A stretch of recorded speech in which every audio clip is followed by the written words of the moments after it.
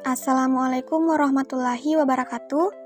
Di sini saya akan menjelaskan sebuah materi terkait landasan filosofis keterampilan komunikasi konseling dalam mata kuliah keterampilan komunikasi yang diampu oleh Ibu Suciani Latif, SPD MPD. Namun sebelum itu, perkenalkan nama saya Ananda Makfira dengan NIM 210404502044 dari jurusan Psikologi Pendidikan dan Bimbingan, Prodi Bimbingan dan Konseling, Fakultas Ilmu Pendidikan Universitas Negeri Makassar. Di sini saya akan membahas 4 bagian materi. Yang pertama yaitu konsep umum komunikasi, yang kedua dasar filsafat komunikasi, yang ketiga komunikasi sebagai modal dasar hubungan interpersonal, dan yang keempat komunikasi sebagai landasan keterampilan konseling. Langsung saja materi bagian pertama, yaitu konsep umum komunikasi. Komunikasi merupakan proses penyampaian pesan dari seorang individu kepada individu atau kelompok lain. Proses tersebut berupa penyampaian energi dari alat-alat indera ke otak. Proses tersebut melibatkan beberapa peristiwa, yaitu peristiwa penerimaan dan pengolahan informasi, saling pengaruh di antara berbagai sistem dalam diri organisme dan di antara organisme. Materi bagian kedua yaitu dasar filsafat komunikasi. Pendidikan tentang komunikasi sangat penting sebagai dasar filsafat. Beberapa alasan untuk pernyataan tersebut yaitu pertama, filsafat dan komunikasi berbagi prinsip-prinsip dasar. Yang kedua, prinsip-prinsip dasar filsafat berbagi dengan pendidikan, sehingga merupakan dasar yang mau tak mau bersifat mutlak, berlaku untuk pendidikan kapanpun dan dimanapun. Dan yang ketiga, prinsip-prinsip komunikasi adalah substantif serta regulatif bagi pendidikan.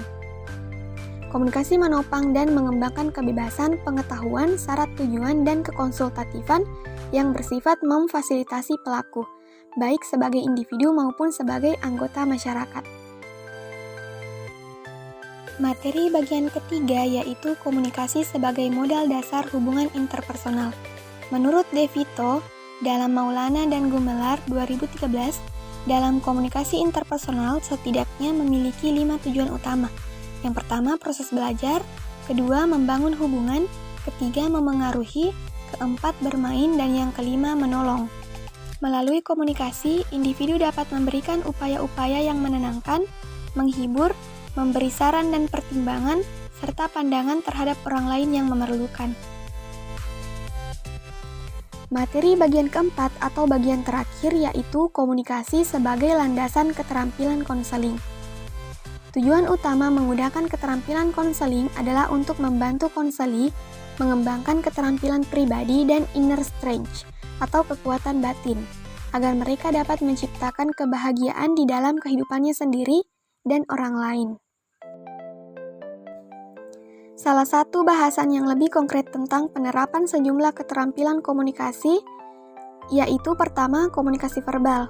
Komunikasi verbal atau percakapan terdiri atas pesan-pesan yang dikirim oleh konselor kepada konseli dengan menggunakan kata-kata. Yang kedua, komunikasi vokal. Komunikasi vokal konselor dapat menyampaikan tentang apa yang sesungguhnya dirasakan dan seberapa responsif konselor secara emosional memahami perasaan konseli. Yang ketiga ada komunikasi tubuh. Komunikasi tubuh terdiri atas pesan-pesan yang dikirim oleh anggota tubuh, yaitu ekspresi wajah, tatapan, kontak mata, gestur, postur atau posisi tubuh, kedekatan secara fisik, pakaian dan cara berdandan. Ekspresi wajah konselor terutama melalui mata dan alis, merupakan wahana utama untuk menyampaikan pesan kepada konseli. Konselor dituntut memandang hanya pada wajah konseli dan senantiasa melakukan kontak mata dengan tepat. Yang keempat yaitu komunikasi sentuhan atau touch communication.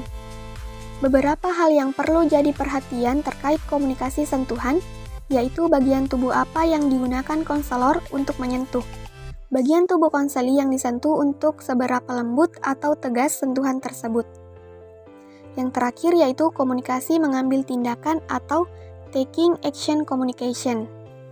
Komunikasi mengambil tindakan berupa pesan-pesan yang disampaikan konselor dalam situasi tidak bertatap muka, misalnya mengirimkan catatan tindak lanjut kepada konseli.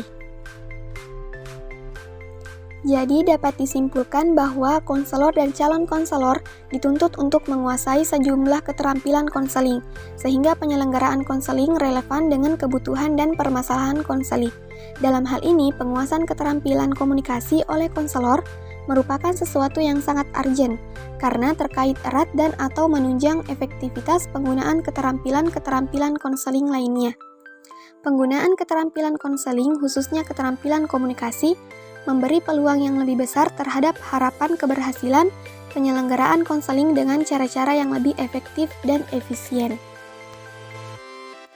Sekian materi dari saya, terima kasih. Wassalamualaikum warahmatullahi wabarakatuh.